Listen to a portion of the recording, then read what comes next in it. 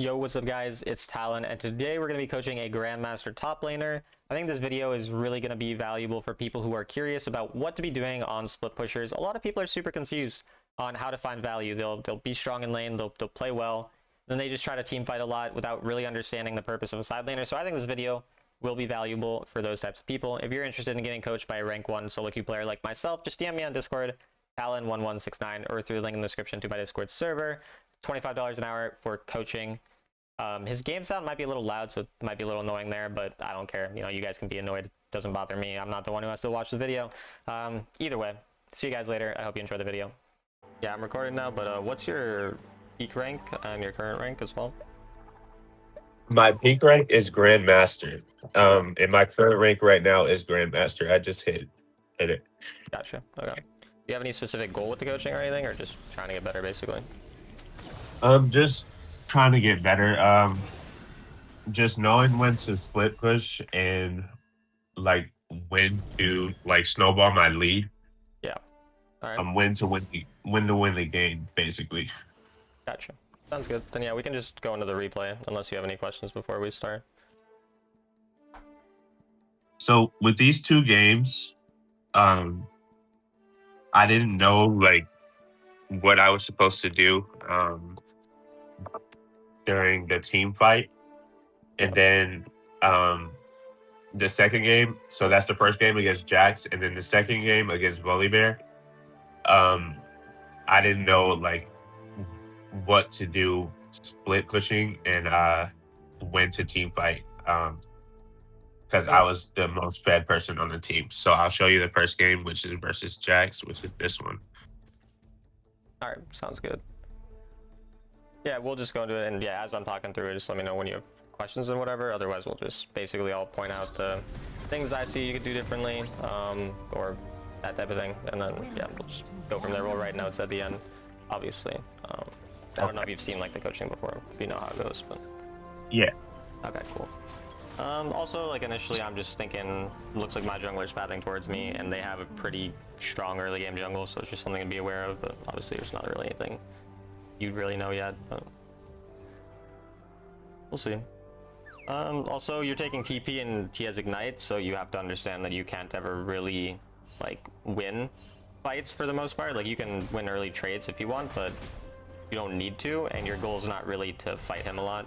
Like you're not really trying to do that much. You're fine with him pushing into you like this, for example. You don't need to try to trade on his vital, and you don't even need to like push into him like this necessarily, because it doesn't really do much. Like the time where you want to be more aggressive in Fiora is like when the vital's better for you, and when like he uses his E. Whereas you saw you dashed when he had E, and level 1 your champion's just not as strong like as him.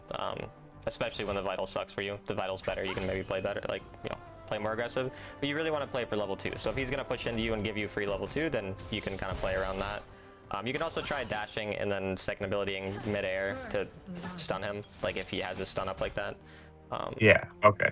But yeah, main thing so far, I mean, you played the lane pretty fine. You just, if the champion has a much stronger level 1 than you, and they also have combat advantage because he has Ignite, you have TP, just let him like be overly aggressive. You don't have to try to fight him level 1, and then we don't want to trade when we're down a level. Like you ended up trying to trade with him when you're down a level, and so the trade didn't work out super well for you. And the only reason that you didn't get completely fucked is because you luckily got the W on his E, right? So if you didn't do that, you die for sure. Whereas say he does, like if you don't get the stun off, you definitely die. And then if he gets the stun off, he definitely kills you. So it's like, or I'm fucking wording it so bad. I'm a fucking idiot. But either way, the thing I'm trying to say is, yeah, if you miss your W, like you don't get the stun, then you're gonna die. And if you do get the stun, you just don't die. You don't get a kill. So it's not like a worthwhile risk. You know what I mean? So we want to be more aware of that. And yeah, trade better around level advantages. Be aware of when your champion's strong. Again, you're a lot stronger level 2 because then you can block his stun. Yeah, and it's unfortunate because Pantheon ganked you like at level 3, so not really that much you can do. I didn't have a ward, so I didn't see him. Yeah, and you shouldn't really be able to predict that. I mean, I guess there's an example of why do not disturb, but I guess it only works if it. Sorry about that. I don't care. It doesn't matter to me. But yeah, it's weird because yeah, now do not disturb doesn't work half the time because people can just like click to like whatever. Either way, I I didn't really see the last like little bit, but I don't think there's anything specific that went on. You did a nice job of blocking his stun. Like, I mean, you played the lane pretty well overall so far, and jungle kind of screwed you over. So it's mainly just those two early things. Other than that, it seems to be going pretty well. So we'll see.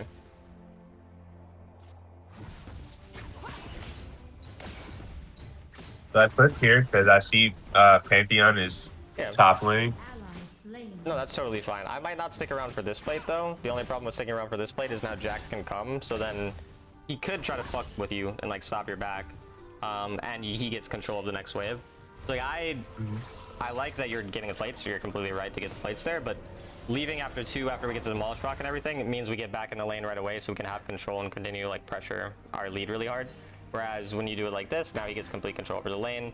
Again, if he's smart, he can actually try to stop your back and whatnot, because he can take advantage of the fact that you hadn't recalled that he can actually, like, you know, come back. So that's a very common thing I'll see when I'll lane like a Grandmaster top laner and Master top laner, that they'll sometimes like beat me, like they'll outplay me, that happens, but they then throw their entire lead because of something like that, and then I'm able to just get right back in the game. So just, you don't need, like, you don't gain anything really from getting that 150 gold realistically, but you could lose a lot. So it's just like multiple times where your risk reward is kind of off. Again, like the W that I talked about earlier, when you were down a level, where it's like, again, you either die or you just, you die, but there's no chance of you getting a kill, like that type of thing, and just like the overly riskiness of it. That's kind of the main thing so far, but you're playing the lane well overall still. And also Trinity Force is better in this matchup than Eclipse, because the enemy have 0 champions that build basically any HP. So I would go Eclipse like 3rd, just because Eclipse is still a good item, but going it before Trinity Force, like, I'll go Eclipse probably 80% of the time first item. I don't remember if you went Eclipse or Trinity. Do you remember? Yeah, I went Eclipse first item. Because that's usually what I build. It looks like you have the same build as me. But yeah, into like really squishy champs, so when you're laning someone like Jax, Camille, whatever, you can go Eclipse if the enemy jungle is tankier, but otherwise if they're like both relatively squishy like here, then you would go for Trinity Force first. Okay. And yeah, I mean, you're pretty much just shitting on a bad player at this point. We don't have that much to learn from this, but you said a lot of your issues come more with like the later parts of the game, right? That's yeah. Kind of, yeah, so it makes sense. A lot of people playing Fiora, like the champ is very strong in lane. Is Fiora the main champ you play? Yes. Okay.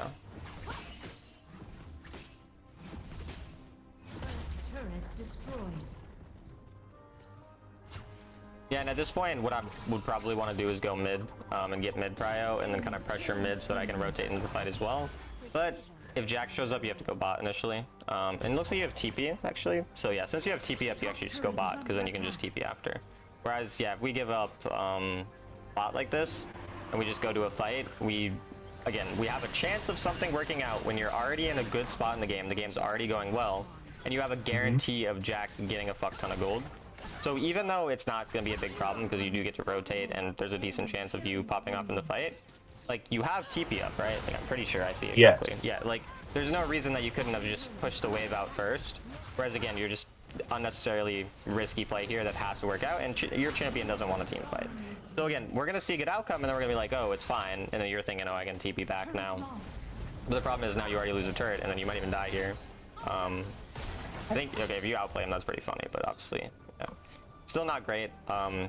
So yeah, pretty much before you're gonna rotate to any of these fights as Fiora, make sure your side lane is already pushed out. If you have TP, then you can just push it TP. If you don't have TP, then just push it and then go mid and just pressure mid. Because very often as Fiora, I'm not wanting to go into a team fight like you did, because you walked straight in a line right to the team fight. The problem with that, again, is just like, it's unnecessarily risky and you guarantee lose a lot. All you can do instead is, if say the bot lane was already pushed, you just push out the mid, pressure the mid turret, and then someone's going to come to you mid, or you get a free turret. And either way, that's good, because obviously they come to you, then you get a 1v1 or 1v2. That's what your champion wants. You don't want to go in a 4v4 team fight. You want to go in a 1v1. That's just what your champ's good at. And yeah, otherwise, so you get a free turret. Go ahead, yeah. Before, like, going into any team fights or any objectives, push lane out, and then try to find a pick off of the enemy team, and then rotate. Yeah, it's more, you're right about the lane push. It's not necessarily looking for a pick on the enemy. It's more getting pressure in the mid, focusing on the mid prio, and then using the prio to split the enemy up. It's not that you're specifically looking for a pick, though that often will be like what ends up happening is that you find a pick or find a 1v1, but it's more about getting the mid prio. And that's like a majority of the time. There's certain times where maybe you just see that a fight's happening, you don't have time, and you know that you go there and you're just gonna win the fight. If that's the case, then you can just go. Like, I'm not saying every single time you have to do this, but in this situation it would have made sense, and in most situations it's gonna. Again, here, what are you doing first? You're doing mid before bot, which means now you're super fed here, you're super strong, but what does Fiora really do in mid lane? You just sit here, like, you can't kill anyone under their turret, they're just gonna sit under their turret. And now Jax gets to push, and so now he's drawing you to the bot lane, which is exactly what a split pushing champion wants, and you have no control over what happens next. Like, if he was smart, and he can die for this because he's hinting, so like, that's fine for him to keep dying like this. But another thing he can do is he can push out that lane, make you go there, and then he gets to rotate mid and have a 5v4 against your team in mid lane, for example. So basically, and he gets the gold from it, right? Whereas when you rotated mid and had a 5v4, you didn't get any gold beforehand, so you were losing gold to your bot turret. Jax is getting the lane push, pressuring your turret, everything like that. So it's just the order of operations of what you're doing in the mid game. We need to push out the side lanes before we rotate. And then, yeah, when it comes to team fighting, we're usually focused on, again, get the side lane pushed, then probably pressure mid and look more for like a flank.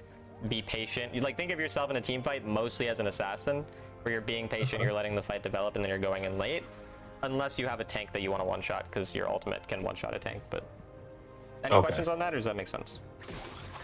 Could you repeat that again? Yeah, so basically, when it comes the whole like the team fighting part, or just all of it? Just the team fighting part. Okay, so when it comes to the team fighting, we usually want to be setting up by first pushing out the side lane. So like initially we push out the side lane, and this is usually going to be 30 seconds or 45 seconds before the objective actually spawns, so we have to be preparing early. Push out our side lane. Once the side lane is sufficiently pushed, we then either recall spend our gold, or we rotate towards mid and focus on getting mid prio. You know what prio is, by the way? I just want to make sure. Yeah. Okay, so we get mid prio, and then we use that mid prio to find a flank. Because like, let's say your team, like they were in that last fight on the dragon, they're more in the dragon already. Like, they're not on mid, they're on the dragon side. And then you push out the mid. Now you get to come from a different angle, which allows you to play more like an assassin, you know, finding a flank on the back line, rather than just going what we call it front to back, you know, like just fighting head on. 5v5, you just walk at them and you hope you do more damage and you can kill them, basically. Does that make sense, or do you have questions still? Yes, that makes sense. Cool. And then also here, another risk reward thing, you're a super fed Fiora with multiple kills and a shutdown, and you dove Jax under his turret when he's worth nearly no gold. Doesn't make sense, because even if you got the kill, I don't care, you get like 150 gold from a shitty Jax. If you die, Jax all of a sudden is back in the game. Because again, you can see like his level, he's level 11, you're level 11, you're about to hit 12, so you're a little ahead of him still.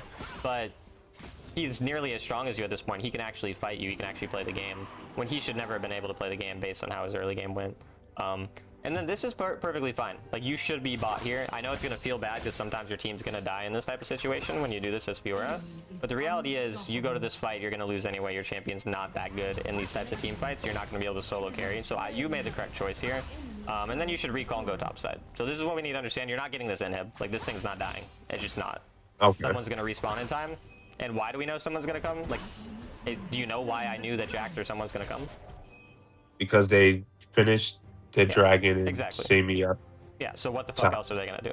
And right now, where could you be? You could be topside getting a top turret. Instead, you're going mid, you're going to go here, and you're going to probably lose this fight. Maybe you'll kill them. I don't think so.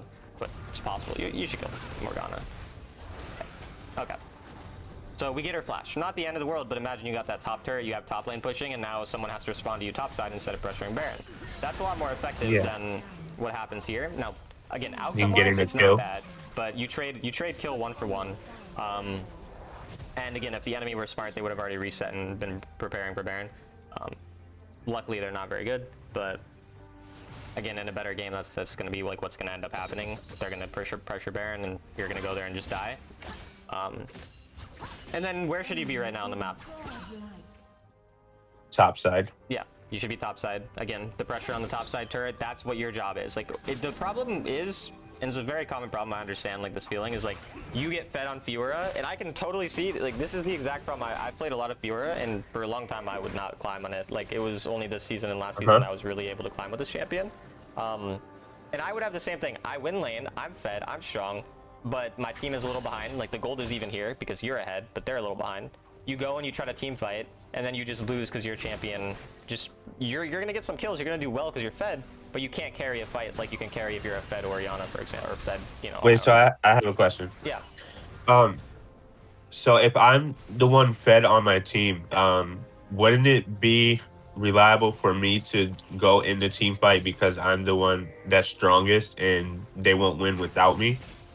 Yeah, so they're not going to win with you either. Like, pause right now. Just pause. Pause this and pull up the scoreboard. Okay, so if we look at it right now, you guys are even... Like, no, pull up the scoreboard, yeah. Like, so I can see the characters, gold, and everything. So we look at it right now. We have a 2-item Aesol at 13 minutes. We have a 2-item Amumu at 13 minutes. And we have a 2-item Misfortune at 13 minutes and then a 1.5-item Nautilus building Protector's Vow. We look at the enemy. They have a Jax who's a stronger team fighting champion than us because he has better CC and very reliable tankiness, whereas you're better than him because you're ahead in gold. But like generally speaking, the champion's much better in team fights. We have multiple different champions that can CC us, and if any of them CC us, we're kind of screwed. And then the enemy as a whole are just ahead of us in gold, like 2k gold lead in jungle, and obviously just in general, like you're up 4k gold as a player, and yet your team is even gold, right? So there's 4k gold lead from the enemy overall. So yeah, I understand. I just told you stuff you could have seen. I didn't really need to necessarily explain all that to you. You can see that. The point is, your champion doesn't do nearly as much in team fights as your counterpart, the Jax. And the only reason you can even do anything close is because you have a decent amount of gold. But because your team is all very behind in gold, you're likely going to lose a majority of team fights anyways, unless you like completely pop off, which requires the enemy to fuck up a lot. If you go topside and you're preparing properly, someone has to respond to you, or else you get 1,000,000 gold and then you can kill them in a later team fight that matters more around a more important Baron instead of first Baron, or around Elder or something like that. And if they do respond to you, nobody can match you on side lane. Do you think that any of these champions, any of these combinations of champions can 1v2 you? If they have 2 champions and you have 1, can any of them 1v2 you? No. Yeah, they can't. So why would you go and fight a 5v5 where, would you agree with me that this is about, let's say maybe at best a 50% chance of you winning? Yes. The fight. Okay, so you have a 50% chance of winning this fight. You have a 100% chance of not dying 1v2 minimum. Or 1v1, you're going to kill anyone 1v1, you're going to get turrets, or 2 people, and then your team is 3v4ing. So either your team is 3v4ing, or even 2v4ing if, you know, more of the enemy show up, or your team would be 4, you know what I mean, 4v3. And you're 1v2, you're going to win a 1v2, they're going to probably win a 4v3 because they have an entire extra number, right? Like, again, pull up the scoreboard. Yeah. If they, let's say they send Pantheon and Jax, who are probably 2 pretty likely champions to chase you on the side lane. That's about 20,000 gold, is 19,000 gold of theirs, right? And for you, it's only 13,000 gold. So even though you can 1v2 them, you agree with me, at least that you won't die. You're only 13,000 gold compared to, again, 19,000 gold being put on the side lane. So you're actually doing more in the team fight by not being there because you're taking away 19,000 gold. You're not going to die there.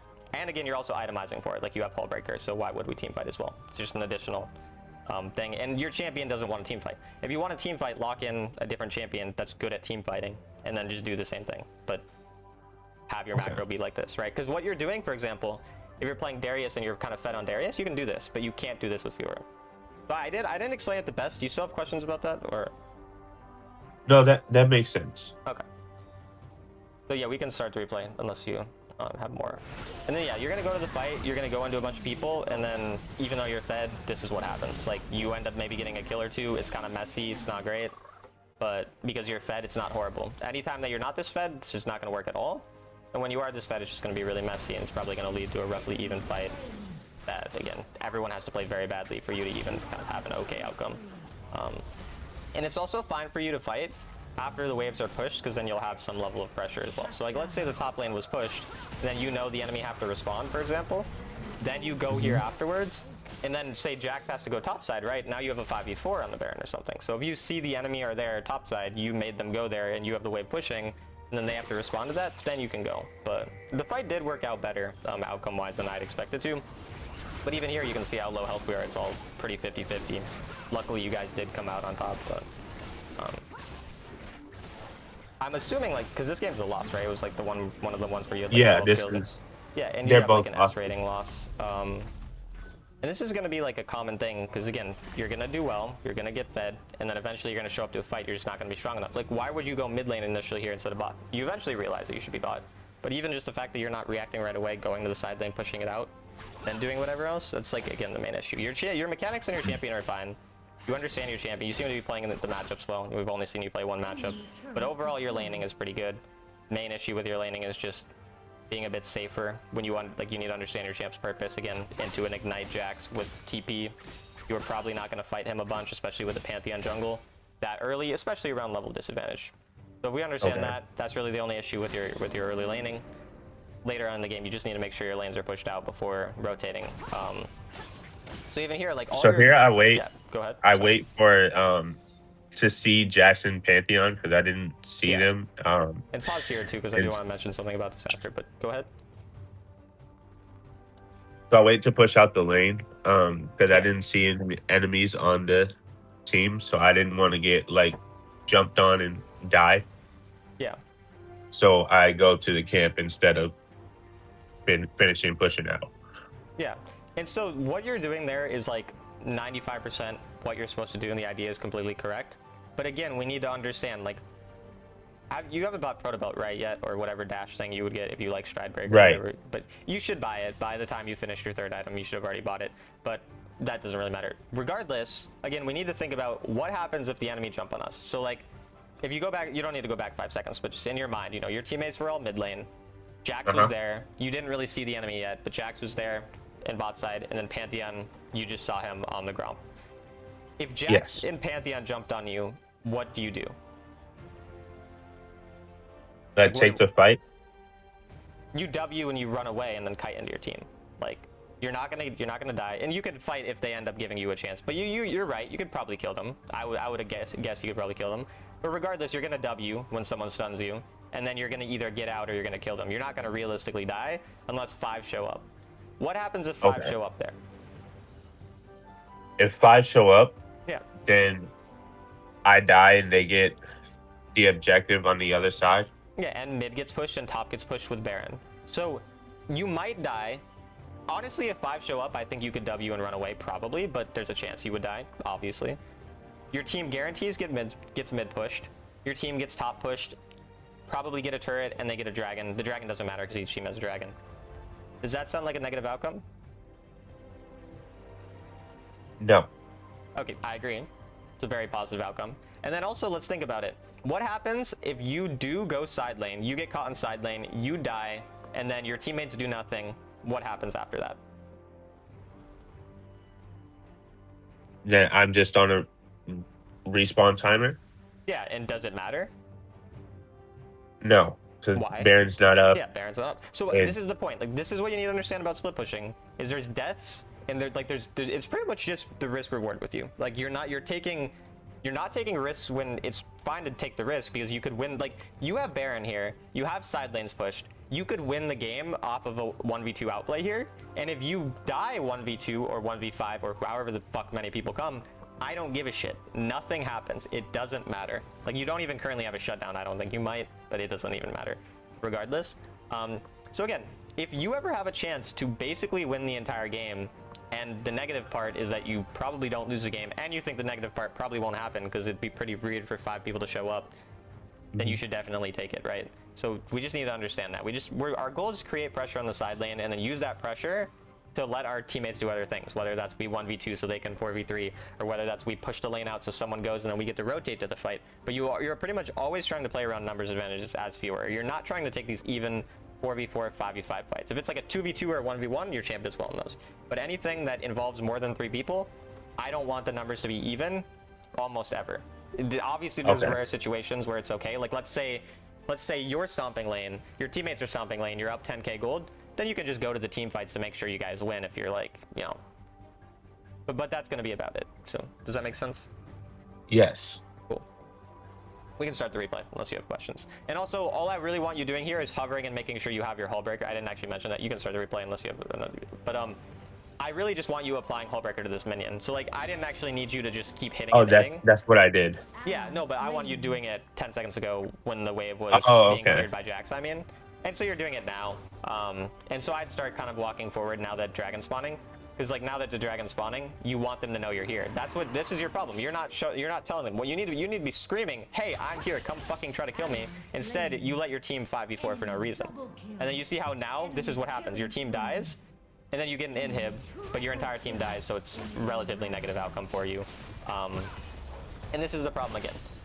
We can do what I'm saying you do, right, and what you were doing, which is hover and just get the Hullbreaker applied. But then when there's like 10 seconds until that objective spawning, you have to show yourself.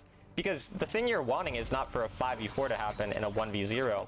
You're wanting a 1v2 for you and a 3v4 for your team. So again, you need to be telling them I'm here when you want them to know. And you wanted them to know 10 seconds earlier so that they felt pressured and wouldn't just go for the fight. And then you'd have the lane push further. So if they did go in 5v4, you would have gotten that inhib way quicker. So yeah, it was pretty much just that. Okay. And then again here, your job is really just sit here on side lane. If you have an item close, then like you can play for an item, but otherwise you're pretty much just sitting here on side lane. Keep the pressure, wait for a Baron to come, or Elder. I think Baron would be next. And then once that comes, then we start to go more aggressive and try to apply more pressure. And here, since you have a numbers advantage because Jack's about to die, you could end up being a little more aggressive once your team gets back out on the map. So like, you can start kind of pressuring, but again, it's still relatively slow. Like you're just gonna kind of hover in this bush. Maybe you can get vision, wait for something to happen. But you can see them all coming to you, and so you're right to just kind of sit here. I would just sit in the bush on the side. Like you don't need to run this far. You're overly scared because your entire team is again pushed. So pause here one more time because I want to talk about this for a second.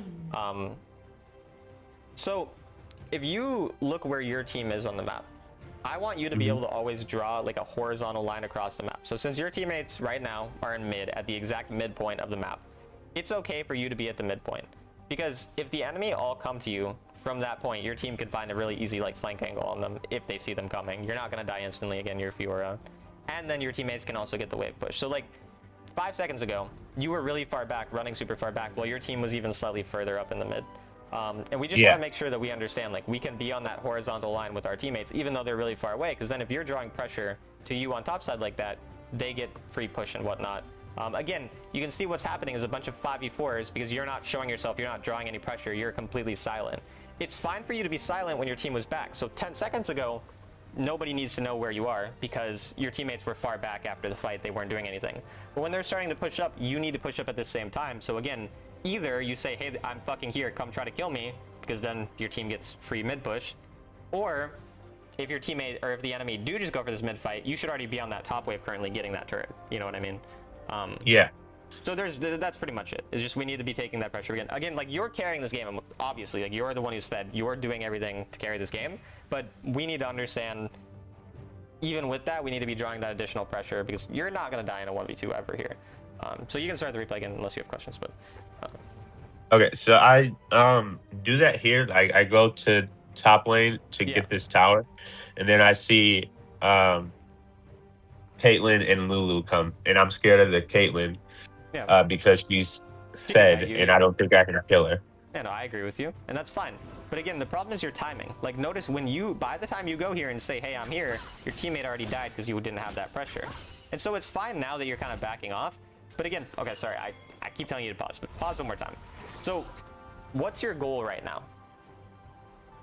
My goal is to get this the tier 2 tower. No. And then... I don't give a fuck about that. That's not your goal. Oh. What's happening in 20 seconds? And I'm sorry for swearing at you. I just... Baron spawning. Yeah, Baron spawning. It's good. So what do you want with this Baron? Like, what do you want to happen? Your jungler's dead for 37 seconds. You're not taking it. I'll give you that. You're not going to take it. What's your goal? So that's what I was thinking, and this is why we lose the game. I didn't realize that my jungler was dead. Yeah. And I go mid to prepare for the fight for Baron, and then we fight mid, and we lose the fight and lose the game. Because you don't have your engage. And so even if you did have your engage and everyone was alive, you would be drawing pressure on the top side away from Baron so that, again, we do the same thing we talked about before, the 4v3, right? Your teammates have a 4v3, you have a 1v2, you're going to win a 1v2. And if they send Caitlyn, they're not going to send their ADC to side lane, right? Like, that wouldn't happen. And you could 1v1 Caitlyn, you just can't 1v1 Caitlyn or 1v2 Caitlyn Lulu. So if Caitlyn Lulu show up, then that's fine. You just sit there and jack off and you're taking their carries, like, that's fine. And if it's just Caitlyn, you win. If it's any other combination of 2 people, you win. So that's if your teammate was alive. Because your teammate's dead, your goal is not to take Baron. Your goal is to stop them from getting Baron. And you're not stopping them from getting Baron by going to mid and contesting a 4v5 and losing the fight. You're going to stop them from getting it by, ideally, someone comes and tries to check you on top side, and then you just kill them. Or if multiple people come, you just waste their time, stall, and then your teammate respawns 17 seconds after, you know, Baron spawns, and then you're fine. Something can happen. So we need to understand this. Like, you're not thinking about, what do I do to progress the game? What is it that actually matters? Which objectives do I want to play around? What does my champion want to do? Do I want to draw pressure? Do I want to actually team fight? And you're trying to team fight way too much, which again, we need to understand. Usually our job is to draw pressure, and then once that pressure is taken, so say like here, you went topside. Caitlyn Lulu responded to you. Then you can rotate into mid, because now Caitlyn Lulu are stuck back there, clearing, you get to push mid. Then Caitlyn Lulu follow you to mid, you go back top. You're basically just creating pressure, so you're just being a step ahead of them. If it was Jax, if it's whoever, it's the same thing. You don't need to just try to barrel down the top side and just push and push and push, because you're going to get stopped. Like, nobody's going to be that dumb to die or to let you do that. But what you are doing is you're just dragging them across the map anywhere away from where you don't want them to be. You don't want them to be Baron here, drag them to top side, drag them mid, drag them back top side. Just keep doing that until your teammates can, again, get ready to fight. Because the longer and longer this game goes on, the better Amumu and Asol and Nautilus are going to do in a fight, right? Like, they're going to do well in team fights, and even Miss Fortune all can follow up. You're not the one who gets stronger in team fights. You're just trying to get your team to that point that they can win the fight, and again, they're going to win the fights if you draw the pressure. So that's it. Again, if you have questions, let me know, but otherwise.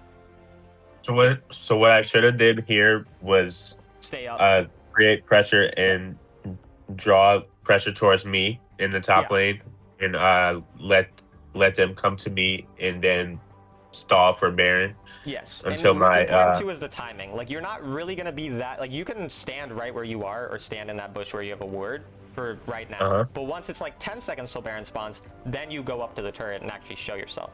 Because you also have flash, like, you can outplay probably. You know, you're not just going to die instantly. But yeah, it's about the timing too. So it's not just that, because if you go right now and you get caught, they're going to be on Baron as soon as it spawns. So you need to make sure that at the very least, if you do die, they're gonna, you know, be giving up the Baron long enough for your Amumu to respawn. Because at least if Amumu's hovering it, he can maybe steal it, you know, if you do end up dying and whatnot. So. And I'm not dying for nothing. Like, I'm not throwing away Baron and stuff like that. Okay. Yeah, you can. And then here we just lose the game after this fight. Happened. Like, imagine you just made that Caitlyn Lulu stay there. Like, you see how they go there? You could have just taunted them. Like, that'd be really good if they just have to stay there. You just say, hey, I'm here. Caitlyn can't run you down. She doesn't have Ghost. Even if she did, she couldn't.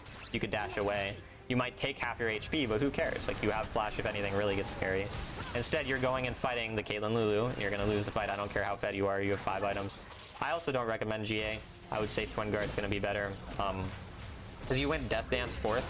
I would go Twin Guard 4th and Death Dance 5th, because you have no MR right now. Like, you were just...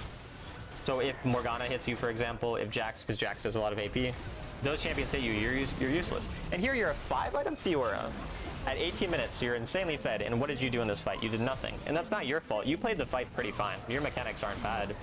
What the fuck are you gonna do, though? You're Fiora. Your champion sucks at team fights. And so you lost. Right. And so your teammates were bad here. You're the only reason your teammates even had a chance of winning.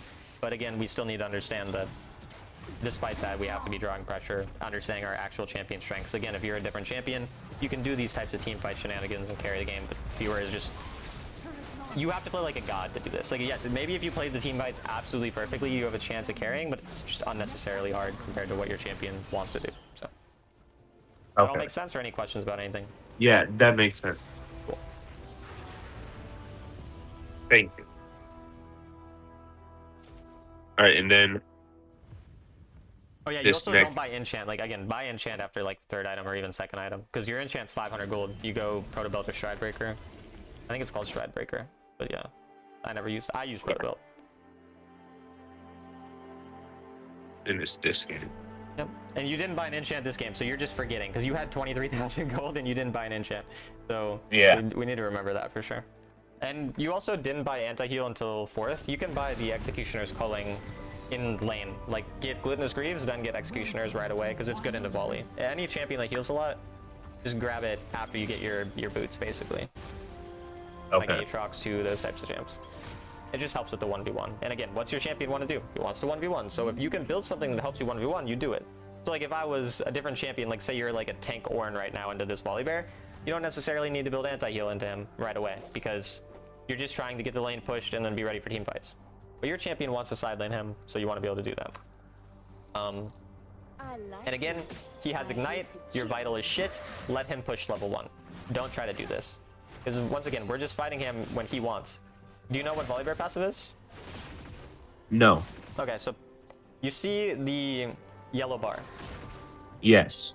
So if he auto attacks, or I believe just does any type of, any ability on you, the yellow bar gets a stack. Once it gets to the max stacks, it has that decaying bar that you see now. That gives him attack speed and makes his, each charge gives additional attack speed. And then when it's fully charged, it also does that lightning stuff, you know, when he auto attacks and then the lightning hits you. And so basically, you don't want to fight him when it's stacked. It's not the same as a Darius because he can stack it on minions, but it's kind of like you don't fight a Darius with high stacks. And so you let him trade long with you, which again, your champion does not want to trade long. You want to take short poke trades for healing in lane and then back off, you know, trading with vitals, whatever, wait for another vital, go, so on and so forth. You're fighting with him once again down a level. If he was actually smart, he would have killed you here. He's bad because he could have baited out your W and then queued you, and you would have at least lost flash because he was up a level. But because he had lower health than you, he thought, oh, I'm in danger. But the reality was he could have killed you there, or at least blown your flash. And so the point is, you need to understand your champion's strengths versus the enemy's strengths. They have Ignite. They're better in combat. They have better level 1, and they have a passive that allows you to, or allows them to, you know, stack, so they want to be in fights longer. So you want to poke them. You don't want to play for a bunch of fighting. And I don't know why he rotated, but it's good that you push because he rotated for no reason. And then, yeah, just, again, let him push into you if he has a stronger level 1 and he's being an idiot. You don't have to, you know, try to fight him. And again, your Vital was bad too. If your Vital is good, it's different. Both of these games, your Vital's been bad at level 1. If it's bad and you can't, obviously try to back off, you know, to like get out of vision and then, you know what I mean, right? But if you can't get that, then you don't need to overforce it. Any questions about the lane phase stuff? Or? No, you explained it perfectly. Yeah, I have no idea why he rotated, but that was strange. We'll take it though. And yeah, here you might have had enough gold for executioners. I don't know. Maybe, but probably not actually. But either way, once we can get it, we get it after boots. And then yeah, at this point, once we're level 5, it's a bit more fine to start kind of playing for some level of push. Their jungle's here, so you gotta be a little scared, but you're up a level, so you can trade here. Yeah, and so I'm fine with you trading here, because you should be able to win the trade on the back end after getting the vital. But you see, this is the problem, is you went back in when his passive was fully stacked. So like, it was fine for you to trade up until that point, but now you keep trading, and now you get half health, he gets half health. Why is it better for you both to be half health? And here, luckily, your jungle showed up before theirs, but we did know their jungle was here, so it's still risky. But the reason it's better for Volibear and you to be half health is because he has Ignite, right? So he has the better thing to all in you. He can stop your healing with Ignite and flip for an all in on you. Again, he doesn't know how his champion works, so he's not doing that, but he could. And then since you're up enough health, I don't mind looking for the all in. We dive here, I believe. Yeah. You dive? Yeah, I mean, you can dive, because you should know that Lee's probably not there. This is fine. He's low enough health.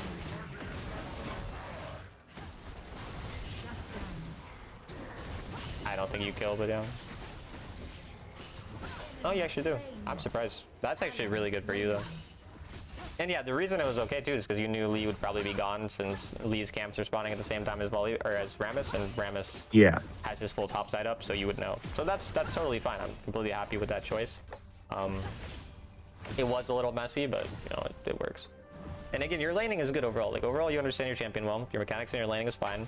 There are the issues, again, you need to be more aware of what your champion wants to do versus theirs. Because even in Jax, like, Jax is the same way with the stacking stuff. Like, we don't want to be all-inning on a champs. We want to be playing more for poke. And again, if they have better level 1, let them push. Because when we're taking TP, we're very much comfortable with going even. If we're taking Ignite, we might be a little more, you know, keen on fucking them. Yeah. Or, like, if you're into, like, a Kayle or something. And if their jungle's less aggressive. So you've played into a Lee Sin, and what was their last jungler? It was something aggressive, I think, right? It was, and what was it? I don't know. It doesn't matter. Either way, if it's a ganking jungler, we also want to be a bit more scared. Whereas if it's, you know, a Shyvana or a Zed or someone who's just not a great ganker early, then we're also going to take that into account. Pantheon, yeah, right, true. And yeah, he level 3 ganked, so. Pantheon is one of those champions that weirdly level 3 ganks. Yeah, I mean, this is fine. You missed a vital, but you looked for it. Yeah, the other thing is, like, does Volibear outscale you, or do you outscale Volibear? I outscale Volibear. Yeah, very hard. So the only time Volibear can be... Oh, nice to take the extra turret shot. That was nice of you. Oh, you're trying to be fucking fancy. Jesus. Okay, that was a bit greedy, but I respect it either way. That was obviously greedy. I don't really need to tell you that. But either way, the point about the Volibear thing is... Volibear can only beat you at level 1, like, or at early game, rather, before really one item. And then you win from the rest of the way on. So the only way you can lose the game is if you lose early, right? Like, not you could also, your team could just suck, but the only way that you fall behind is if you lose pre-first item. And that's the same with a lot of different matchups. And when that's the case, and they start pushing into you for free, just let them push into you for free. Like, you don't need to do anything crazy. As long as you're aware of, like, not letting them stack so hard they can dive on you, you know? Like, don't let them build up a slow push where, like, Volibear's hitting level 3 when you're, or hitting level 5 when you're level 3. As long as you're aware of these very basic things, you're gonna be fine. Yeah, I mean, you don't even really need to help this guy at this point. You see Lee Sin. You could just go push out your bot. Like, I don't know why we're not pushing bot first. You know, again, it's just push bot, then do something else. Like, you could have pushed your bot, then you could have recalled, but there's no reason to recall first, because now Volibear gets control of the wave. And yeah, I know you had your item, so you wanted to buy it. But why couldn't you just push your bot and then get your item right after? It doesn't change anything. But what happens now is he gets control of this. He can push the wave out, and then he gets to rotate for free. You know, like, now he gets to leave. You don't want him to leave. What do you want? You want Volibear to stay and fight you. What does Volibear want? And you also shouldn't trade when there's a wave because you're down a level, you can see, right? But yeah. But Volibear wants to, you know, fight more. Like, he wants to be helping his team in the fights. He doesn't want to be on side lane. Luckily, because he sucks, he let you fight him here. But if he played properly, he wouldn't have let you fight him. And this is a little unlucky, honestly. It is what it is. But again, we need to understand what our champion wants versus what theirs wants. We want to stay on the side lane, which means we need control of the wave so he can't push it in roam. He gets stuck on the wave because we push out one wave, we recall, we come back to get another wave, and then he's just stuck there because by the time he wants to leave, we're pressuring him on the wave, not letting him leave, and then he's screwed. Instead, you let him push, he gets to push for free. He's actually up a level, so he could even trade with you like he did there. But otherwise, he could rotate. So, pretty much just that. I go mid here to defend the this is good. tower. This is exactly what you should do. Again, I think, like, for the most part, your decision making is good too. You should go top here though. You should push mid and go top. So instead of rotating again towards the fight, you're chasing a bunch of fights. Is kind of right. You're gonna lose possibly the entire top turret. But even if you weren't gonna lose turret, you want to make sure you have that side lane pressure. You don't want to be grouping with our team for fights. And all we did here was get a wave that our teammates were gonna get.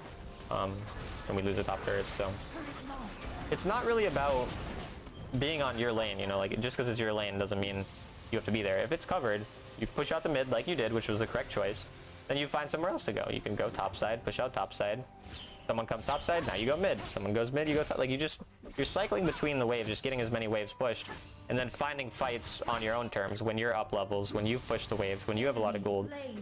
These types of things, rather than going for a bunch of team fights with your team. Because also, if you won that team fight, no one cares. It doesn't change the outcome of anything. You know what I mean? Okay. Someone dies, 300 gold, that's it. Nothing else happens. You want your fights to have more meaning than that. Again, we're here. You should go bot. Like, we want bot push now. You can push out the mid initially, and then you push bot. Instead, you're sitting here poking as a Fiora. Like, this isn't what your champion does. Once again, you're just sitting here. You are confused, you're homeless, you have nothing to do. Draven sucks, and so luckily you're able to kill someone. But, like, this isn't, again, this doesn't change the game. It does nothing for you, outcome-wise. Someone died. I don't care. It doesn't do anything. Once again, bot lane's not pushed. Imagine you have bot lane pressure while everyone's fighting in mid. Like, you didn't make that fight outcome change. Draven dying there didn't change anything about this fight. It would have been roughly the same. Couple people die on your team. Couple people die on enemy team. But now you're not getting multiple hundreds of gold on side lane. You're not pressuring that tier 2 turret, because if the fight lasted this long, you could have got that tier 2 turret. But then say someone responded to you on bot side, you recall, you go top side, now you're pressuring top turret. Someone comes top, you recall, you go mid, or you just walk mid, whatever. But it's just constantly about getting those pressure on side lane. So obviously, it's kind of the same thing we talked about last game. You can see how it's, you know, a common mistake. But yeah, I mean that's kind of the gist of it. So again, you want to go bot side, you push out the bot side, and then because the dragon's spawning, you're probably gonna stay on bot side. But what do? You're getting dragged to another fight. This fight doesn't matter. Push the mid if you want. But realistically, I want that bottom side pressure because then we show someone, we make someone come. And again, doesn't matter what's going on in the game. Doesn't matter you guys are down 2,000 gold. If you're in that 1v1 in a happy spot, you know, 1v1ing someone that you want to 1v1, which is anyone really. It's better for me to fight that instead of being in.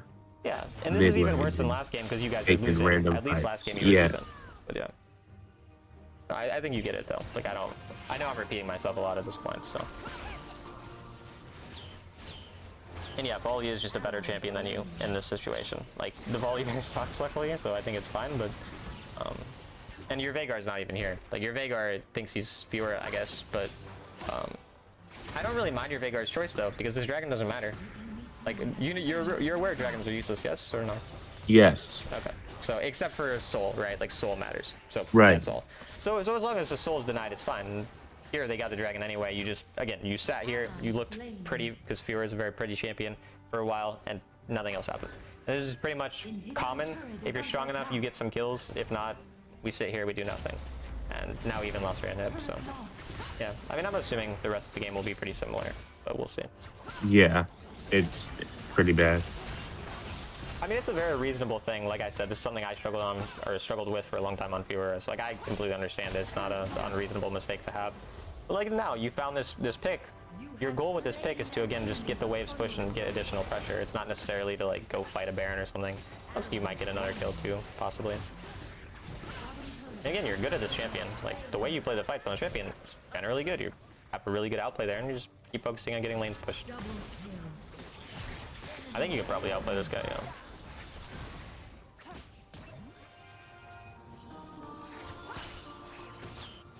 See, Akali comes here. Yeah, and that's fine. You want Akali here, you just don't want to fight now, but you want her here. Like, this is perfect. This is exactly what our champ wants to do. We draw someone here, then we recall, we go somewhere else. We're not trying to keep playing this fight, you know, you're not looking to outplay that Akali right now, you're just looking to get out and then push out that bot lane wave, for example. So you don't always have to, I'm assuming you've heard me say split push opposite side of the objective, right? Like, that's probably... Yes. Yeah, and that's generally what you want to do. But here, if for whatever fucking reason everyone fights topside, push out the bottom lane first, get that bottom lane pressure, and then you can TP to topside afterwards. But again, what you did, you go here instantly. I don't kind of mind, because this specific situation, you do just see an opportunity to fight. So this TP is fine, to be clear. I'm fine with that specific in this game. But very often, what I'm going to want you to do is push out that bottom lane first, and then TP here. And again, now you should stay here and get this top lane pressure. Because if we at least get that lane pushing first, now we don't have to worry about it, the enemy have to respond first. That means at some point we're going to have a numbers advantage somewhere. But if we keep the lane, you know, like it is, we're the ones losing gold. You're losing, for example, an entire wave under that turret right now. Which again, in this situation is fine, just more of a general point. And then again, you never really get any pressure from it. So you should keep going here, because again, what's your goal right now? It's to stop Baron, stall long enough for Veigar to become Veigar, for Zoe to become Zoe, and for Rammus to maybe get a lucky steal, not to go 5v5 team fight down 2,000 gold with a shitty team fighting champion, which is what we're doing, you know? You just want to sit topside and make the enemy come to you. Because also what happens is you'd get all that free gold, like that super minion gold. I don't know why my voice cracked, you didn't hear that. But the super minion gives you more gold, right? Like so you're also happy with that. You're just getting more gold, you're getting stronger. Instead, you go to a team fight, your teammate instantly dies, a different teammate instantly dies, and then you have to run away because you're Fiora. So. Like nothing. Yeah, I knew we we couldn't fight here. Yeah. And you never could fight here. Like, the only way you can fight is if you get a pick on side lane and then you have a 5v4 now. Or if someone randomly dies, that type of thing. But otherwise you can't. So yeah. And I mean, I'm assuming you'll just like kind of slowly bleed out at this point, but... Because also, another thing to think about is generally when you have the scaling advantage, which you usually do as Fiora, and especially when your team has a scaling advantage as well. Your team does. You have Veigar, Zoe, whatever. They have Lisa and Volibear, like Raven. Your real goal with drawing your pressure is just to stall the game and make the game go longer. Every second that the game goes longer, you are happy, almost always as Fiora. So you don't have to feel some type of pressure to go to every team fight, make every team fight go perfect for your team to be ahead 1,000,000 gold. All you need is to have enough pressure be strong enough that if one thing goes right, the game suddenly turns. Because even now with this current gold and dragon situation, if the lanes weren't fucked like this, you'd actually be fine. Because you'd be relatively strong. You'd have a chance of, say, you get 1v1 on Volibear, even down 5,000 gold as a team. You kill him, you get out, you have TP, let's say. You TP to a fight, your team wins. Like, this is a very common scenario. It happens. Or the enemy forget about you on side lane, you get an inhib, and you win from that pressure. These are the types of things that can happen, but they can't happen if you just chase fights constantly. And your stats are going to look good, because every once in a while you're going to kill a Draven like that. And you play like a pussy, as you should, when you realize that you can't win the fight. Because you know when you're going to win fights and when you can't, because you know how to play your champion. But the problem is, most of these fights, you realize you're not going to win. You get one random pick, your stats are better, and then you still lose the game at the end of the day. So. And here they got all 3 dragons. Yeah, and I don't really care because I think it's Ocean Soul. Ocean Soul's dog shit. And also, are you aware of what Ocean Soul does, to be clear? No, does it heal it you? Heals you every Like so give often. you... I don't know how often, but every so often you get a heal. I'm pretty sure that's all it does. I might be wrong.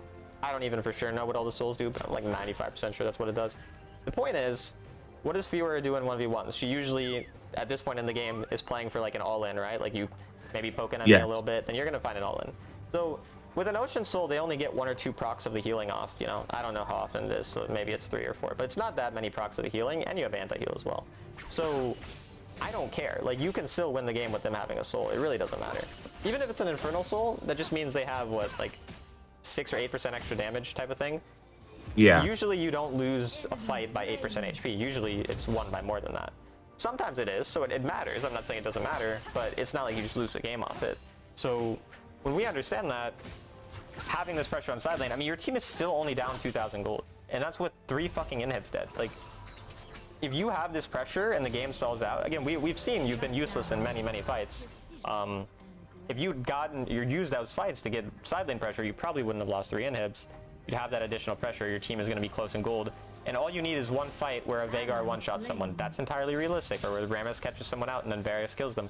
These things are super realistic to happen, and how many games have you played with a Lee Sin and a Draven on your team where you're winning the whole game and then you just lose because it's Draven and Lee Sin? That's something that's realistic to happen, but it can't happen if you keep letting them snowball by just fighting and fighting and fighting. So again, I'm repeating myself. That's because you have one thing to work on. You are better than the average Grandmaster. You're only one-time Grandmaster. You're way better than the average one-time Grandmaster that I've watched. Like, you're better than a lot of challengers I've watched. You just don't understand this concept, so you can't climb. And top lane is a role that it only has a certain amount of impact. Like, it is probably the weakest or second weakest solo queue role. So you have to actually be able to, like, find unique ways to impact the game, and it largely relates to understanding what your champ does. Like, why would you not be topside, for example, trying to 1v1 the Draven? You know, like, you're going to another team fight. Draven's completely isolated right now. Go look for him. You're going to lose anyway. That's an easy kill. Yeah, it's a very easy kill, or at least it's flash. Instead, you go and you fight the guy that would have died anyway. And for some reason, you even didn't kill him when he was stunned there. I don't know why, but... I mean, you would have only blown his flash, but still. Played super scared this match, and like this late into the game, I just didn't know what to do. Yeah, and that's realistic, or that's reasonable, because there's not much to do. But the thing to do is just get a random side lane pick and then use that pick to end up winning the game. Like, that is the only way we win the game. And that's usually when you're behind as a team, even now you're adding gold, but you're behind pressure and whatever. Usually the way you're going to win is just through getting some type of pick, and then using that pick to have a numbers advantage. Because if you have a numbers advantage, you're almost never going to be down in, you know, actual golds, right? Like, unless you're down like 20,000 gold. So. But again, we're just... I mean, here you don't really have anything else you can do because you have the inhibs dead, so you can't really push them. So here is when it's kind of fine for you to fight.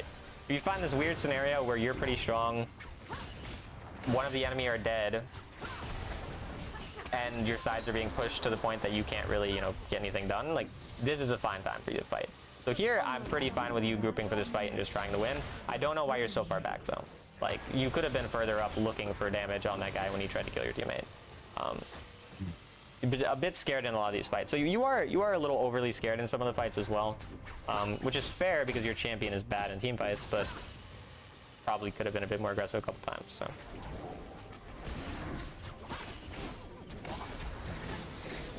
And again, you should be fighting this. Like, once again, what is the purpose of that fight that you guys just did? It was to get Elder, right? Yes. So why did you not do anything until Elder was taken? Like, I'm isn't the entire point to get the Elder? yes. Yeah. So we should be doing something. Again, like you in here, you end up popping off because you get the Elder, luckily.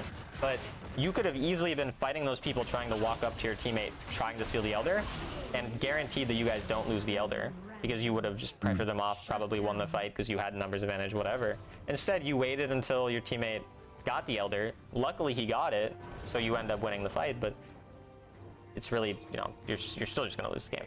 You have no pressure, whatever. So yeah. I just think you don't ask yourself what actually will win me the game. Like, I think it's that simple. You Yeah. just need to ask yourself that question. And then also, because obviously a lot of scenarios are unique, you're always free to DM me if you're like, this was the situation, I didn't know what to do. I have some people, like a person I coached, she got Challenger for the first time. She was like Master Peak when I coached her initially. She DMs me all the time. Someone I coached a couple times DMs me all the time, just asking, like, she'll send me a screenshot of whatever situation she's in or a small video, and just ask me a question about this scenario. So if you see a certain team comp or you see a certain situation, you can also just describe it to me, whatever you want. Okay. Just ask me, what does my champion want to do here? How do I win this game? If you're confused. Again, generally speaking, what's Fiora going to want to do? She's going to want to get side lane pressure, use that side lane pressure to either take turrets / create 1v1s or 1v2s, or use the side lane pressure to rotate and have an odd numbered fight. And here again, your lack of awareness of side lane made you almost lose your mid, or you lose your base rather. But yeah, you're free to do that. I just wanted to make that clear because I can't necessarily describe every scenario to you right now here. So it's just easier that way. And yeah, stop building GA, build Twin Guard instead, because you have no MR every game, even though they have a Kali and Volibear. Again, Volibear doesn't do full magic, but he does do magic damage. So that just means like every time you're, like, I don't even think you have 100 MR at this point, but you probably have 300 armor. Just not great, because there's diminishing returns based on how much armor you have relative to your HP, so it's just not worth it to do this much. You already have Death Dance, you have Twin Guard still gives you a lot of armor, so it's not. And the GA passive sucks also.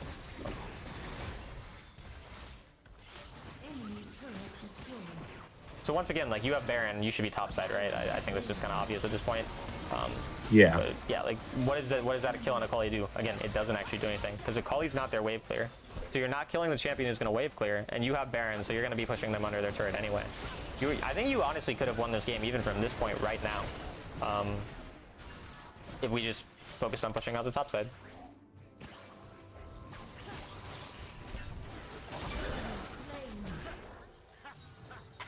Yeah, because now, like, your Baron's probably nearly expired. I guess I can't see the timer on the replay, but once again, you're just grouping it.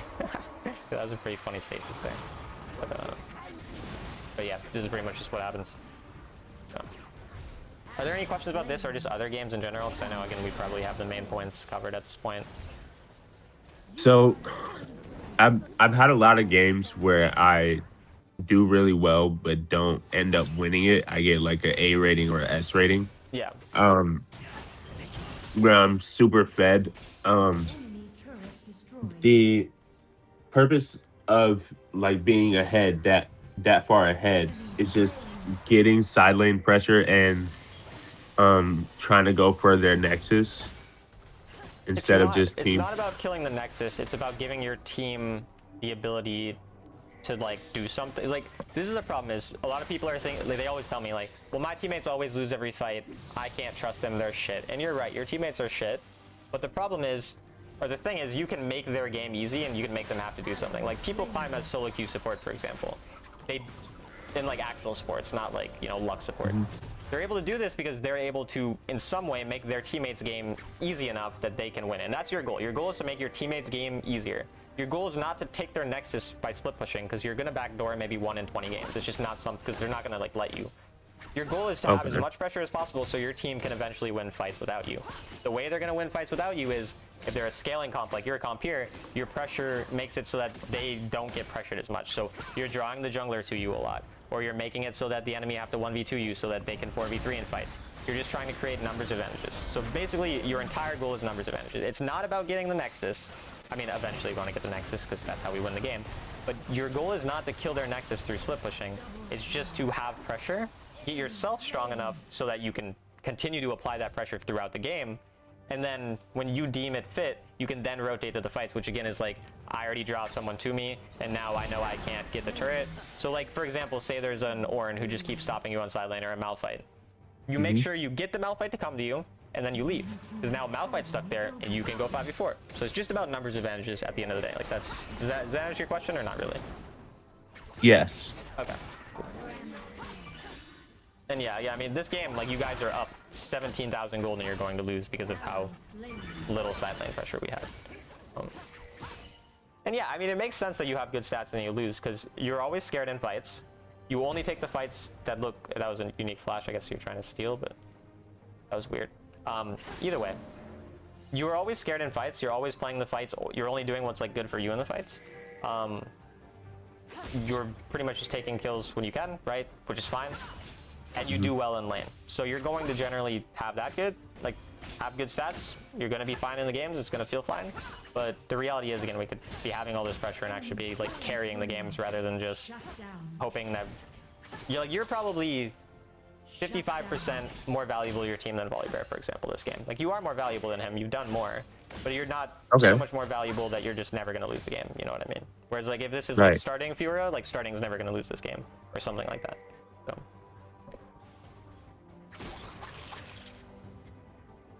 And yeah, I'm fine with this. So this is kind of an example of where you push out a lane and you use the fact that the lane is pushed to rotate into a fight from a unique angle. Like, you notice how you got to come into that fight from a completely different angle? It's because you were pushing out the wave. Yeah. That's what you're trying to do more too. It's not just... And you played the fight kind of badly because then you just walked in with your team, so that's why it didn't go well. But this is the type of setup I want you doing more often, and I guess we get front door there. So obviously we had to be aware of that. But yeah, I'm going to share my screen with you, and I'm going to write notes, and then... So I'll send you the notes and that's funny. The person who I told about, she just DM'd me asking another question. She is very, very often. So, let me know when you see my screen. Did my screen stop sharing? Probably. Okay. Nope, it did not. How do I? You go onto Discord, and then you click stop streaming. I'm not showing your screen, so if it's a recorded, like, no one will see it. But, Okay, I see your screen. You did stop your stream now, so we're good. Yeah, you see the screen? Okay, too. So for your game. So we'll just go through the notes. Again, as I'm writing these things out, if you have questions, if something I write doesn't make sense, or you remember something else, just stop me at any point, interrupt me even as I'm talking, because the point is these notes are useful to you. I'm obviously going to copy paste and send them to you at the end. Initially, we're going to go to the early game of the first game just to go through it chronologically. So the main issue with your early game with the Jax was just trading around level advantages. So trade around level advantage / do not trade when enemy have level advantage, right? Then keep in mind Ignite versus TP and jungle pathing to, I guess, determine our aggression, right? Like, as in, if you have TP and they have a strong early jungler, probably, you know, be a little bitch in the early game, right? Or vice versa. If you have Ignite, it's a weak early game champion, that type of thing. Make sense? Yes. Okay. Then understand our early laning strengths versus enemy, i.e., do we all in or poke better, right? So like in the Volibear, you poke better, you out heal him, but you do not win the all in. Because Volibear also, when he lands a W, he gets an empowered W for his next W that lasts a certain amount of time, so you also have to wait that out. So basically that champion's really good at fighting. Like, that's what heals him a lot. When you see him heal a lot, that's the second W, that's what's happening. So that's pretty much the entire... And then also just buy your enchant. I don't know why the fuck you never buy an enchant. That's obviously... That's good. Trinity first into full squishy comp. Twin Guard. I probably should just have 1 second for build, whatever. Twin Guard fourth. Death Dance fifth. Are you aware of situational items? Like, as in, like, maybe you need a Randuin's if you're laning a Yasuo and, you know, they have, like, that type of thing, or no? No. Okay, then we'll just, yeah, we'll write the situational items. So, obviously, anti-heal component early in lane, then fourth item. You remember how I told Chainsword, you? the, like, thing that you built? Yeah. Yeah. So if you need anti-heal, you go anti-heal component early in lane, like against like a Aatrox, Volibear, and then you get the Chain Sword, 4th item. So those are just like anti-healing comps, right? Yeah. Obviously, if your laner doesn't heal, you don't need to buy the anti-heal till later. If, say, they have a Soraka, but your laner doesn't heal. That's, I think, probably understood. If it's not, you know, nowadays, Yeah. hopefully. Other situational items, just like Randuin's. So I'm going to write just like replace your third, or not your third, your 4th or 5th item with these items if needed. So basically the point is, right, your typical build is going to be what you have, which is what Eclipse, Trinity Hullbreaker, Force, Trinity. Eclipse, Yeah. Hullbreaker, yeah. So those 3 items, you're pretty much always going to build them. The order is the only thing that might change, which is, again, you go Trinity first and then Eclipse third if they're really, really squishy. But you can default to Eclipse. If you don't want to think about that, you can Eclipse every game first. It's fine. Not a huge deal, but it's slightly better to go with Trinity if they're really squishy. But then 4th item is Twin Guard, 5th item is Death Dance usually. And you can replace these with whatever. Like if you need something else. If you need your anti-heal, for example, you just put your anti-heal 4th, then you go Twin Guard 5th, you know? Or Yeah. if they're full AD, you could do Death Dance 5th, but usually it's going to be Twin Guard. And then, again, the situational items are going to be like Randuin's into laner that crits. So Tryndamere. And if they have to have a crit ADC as well. If they have a crit ADC and a laner that crits, that's good. So Tryndamere, Yasuo, Yone. And if you have What does Fetch, Randuin's Omen do? so as you take damage, that is a crit. I believe they changed this item, so I'm actually not 100% sure, but I think it still does this. I think it's like if you take damage that crits you, it charges up and then eventually heals you. I'm going to quickly go to wildriftfire.com to make sure. I'll just read it. Actually, I don't know if any champion would have it in their default build. Whatever. So yeah, that's basically what it does. It's good into crit champions is the point. And specifically, it will heal you when you take crits. If it does something different, you can read it in game at some point. Then my bad. But it's still good against crit, regardless of if that's what it does. It does something in regards to crit. Okay. Frozen Heart into auto attackers who do not crit. So if you're landing a Vayne top, viewers. So I'm gonna. Jesus fucking Christ, that's annoying. Okay, my bad. Anyways, Frozen Heart makes sense or no? Yes. Okay. Ma, if heavy AP. So if you're laning Teemo, Rumble, etc., you can grab a Ma. You can actually sometimes grab Ma early in lane if it's like really needed. Like you can go at 2nd item. You could go like a Trinity Ma. Teemo. Yeah. What was that? Sorry, you said Teemo. And Gragas. Gragas, yeah, it's fine in the Gragas, especially if you see him building AP. If you see him building like tank, it's still fine, but not as good. If you see him building AP, then yeah. Your champion doesn't have that many situational items. I'm trying to think of what else. I think this is pretty much it. To be honest, yeah, no, this shouldn't be much else. Your champion does have a pretty simple build, so that's good. Questions on the build or thoughts on something else, maybe that you build sometimes? No, it was just the Randuin's Omens that got me stuck because I didn't know what it did.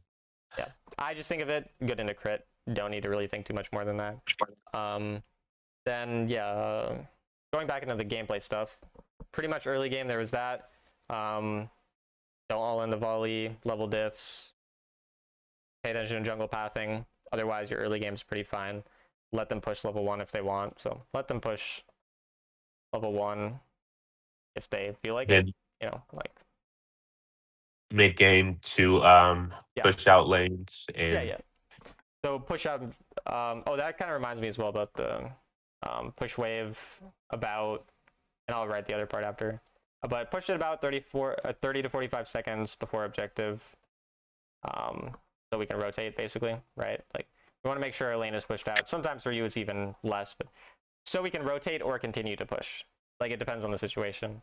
I can't type, Jesus. Or continue to push. But basically we just want to make sure our wave is pushed before the objective. Just push wave before rotating in general. So yeah, it was like you went to the team fight, then you pushed away, or you TP to the wave after. Jack's already got the turret, that type of thing. once wave is pushed, if we want a team fight, we can hover on mid wave basically, right? Where then either you draw someone to you on mid, create a little mini team fight within the team fight, or you get a free turret. And then just in general, like usually split opposite of key objective. But there are situations where it was different, but like most of the time that's the case. Then understand our purpose, which is basically pressure and creating numbers advantages. Like that is just the general thing that your champion wants to do, is create a numbers advantage and push your lead further on the side lane. But again, if you find yourself running into like a stone wall on the side lane, try to do something different. So you go side lane, again, I already mentioned this, but there's like an Ornn, he's stopping you. You just keep the Ornn there, and then you leave once you get the lane push, because he's stuck on the lane. You're just creating these small advantages. It's not like people want to have too much impact on top lane. They want to try to team fight 24/7. That's not what your role wants to do. But what was that? Sorry. I had this problem like with Garen a lot. Yeah. Where he stops me like every time I try to split push, or he matches my split push and keeps me in lane. Yeah, and the Garen thing, this matchup is one that is definitely, Fiora is not bad in it, but you lose early and it can be a very volatile matchup that also, yes, he can stop you on side lanes. So when it comes to that matchup early on in the Garen, you want to let him push. So I see how you play against Volibear. I see how you played against the Jax. If you play like that in the Garen, you will fucking die, because he will out-sustain you. Because do you know how Garen passive works? No. Okay, so I don't actually know how it works either. All I know is that he heals over time. So it's like a second wind kind of thing. I don't know exactly how it works. Again, like if you notice, I'm a high elo player. I've been rank 1. I don't know what every champion does. I know what I need to know. I know that Volibear, he has a stacking passive. I don't want to fight him when he's stacking. You know, I know that Garen, if I poke evenly with Garen, he's going to out-sustain me because he has that passive that heals him. I don't know how it heals him. I just know it heals him.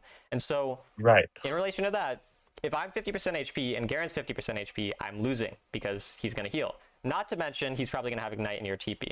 So I'm imagining that early on, you're losing these fights because you're trying to trade with him. If he spins on the wave and pushes it into you level 1, or if he even pushes the wave slightly, let it push. You can miss a last hit and just get XP range, for example, for 1 or 2 minions. That doesn't change the game.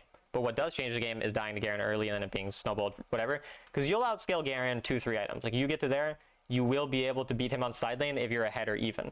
But if you fell behind, same thing's not going to happen. And then if you do find yourself, so does that make sense first with the early game stuff, or do you have questions? Yeah, I usually play aggressive against him because I beat him almost every time I lane against him, but that's probably because the Garen is bad. Yeah, I mean, that's rare occasions that the Garen is really good and he plays how he's supposed to play, and then I get dusted on and lose the game because of it. Yeah, and that makes sense. But again, then that aside, that's the early game part. And again, I imagine you win most early games regardless. You don't need an insane amount of coaching on your early game. There's some things you could fix that, yes, you'll lose lane to like Sovereigns, but you're going to beat most of the people at your level right now in lane. When it comes to later on in the game, say that the Garen is even with you, or he's just not, maybe he's building full tank, or you just can't kill him for whatever reason. Again, all you're doing is you push the lane out, you use the fact that you're still ahead to get that pressure, and then you leave. And then you drag him with you. He goes mid, he follows you. Okay, you got on the mid wave first, right? Because you're stronger. Now the mid wave's pushed, you go back to side lane. It's just about playing a little mini game. Like, don't think about the game again as like you're just trying to go 5v5 normally. Again, why would you play Fiora if you wanted to 5v5 a bunch, right? You could lock in the top laners in the game if you wanted to do that. So we need to understand what our champion wants. Your champion wants these certain things. You're just playing creating numbers advantages. The more you can create numbers advantages, or the more you can get there 5 seconds before the enemy. Because even if you're Fiora in a team fight versus Garen, Garen's better than you in team fights. But if you get there 5-10 seconds before him, all of a sudden you're not that much worse. And you have TP as well a lot of these times. So you can be constantly making him chase you on the side lane, then go in a bush, TP away, and all of a sudden, you know, it's a 5v4. So it's not that you can never team fight. It's just mostly the numbers advantage thing that we need to understand. Okay. So yeah, there's mostly that. Again, obviously you're going to do this. You're still going to lose games. Like, this is a role where top lane has the most unwinnable games of any role. It's not that top lane can't carry a bunch of games. You can climb in solo queue with it. I still have like a 60% win rate. I'm in solo queue on it right now. I'm only like 52 marks because it's the account I've played the least at this point this season. But regardless, it's a role you can still carry on, but it's a role that you're going to have a lot of unwinnable games because you're going to win lane. Your team is losing so bad that you go to a team fight, you lose. You go on side lane, they lose so hard, you lose. Like, it's just, you have to accept that that's going to happen and play for the games that are like the Veigar game where you had that Veigar on your team. You could have won that game. Your team was worse, but they weren't so much worse that you can't win. And those are the types of games where getting that pressure on the side lane or whatever is what's going to win you the game, not going and team fighting over and over again. So just think about strengths and weaknesses. That's really the gist of it. And then the other thing on side lane is do not show yourself on side 20 seconds before objective. Wait Like until about 10 to 10. 5 seconds. Right, yeah. 10 to 5 10. seconds. Yeah, something like that. But make sure you show yourself, right? Like, because remember, you're not showing yourself until 0. It's sometimes -5, like it's been spawned for 5 seconds. That's when you're showing yourself, and by that time the fight's already done and your team loses, and then you also get stopped because they already killed you, or killed your team rather. I think these are all the things I can think of. Are there more things that we talked about or questions you have or anything like that? No, I don't think so. Then I'm going to share these notes with you. I probably will make a YouTube video at some point, though I got to remember that I need to edit out some of those things. But yeah, regardless, I'll see you later and good luck. All right. Thank you. Bye.